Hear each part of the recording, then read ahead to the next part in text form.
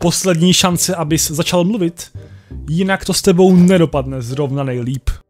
O čem bych měl mluvit? Myslíš si, že mi na tvém životě nějak záleží? To, že mluvíte jen vy na mě, neznamená, že se bavíme. Vemte ho ven.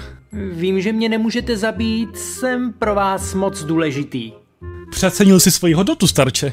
Pane, jenom nemůžeme nechat popadat vesničana za to, že nic neřekl. Už nic. Nějaká poslední slova? Nikdy nebudu tvůj, ty chcípáku. Uvidíme. Tak jo, zapalte ho.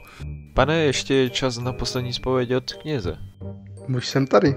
Tak, že se chceš z něčeho vypovídat. Ano, chtěl bych. Povídej si mi. Co to má být? Nedávno jsem postavil mocného golema, který mě chrání před zákonem. Myslím, že tady je moje práce hotová. Naschle! Na něj, vojáci!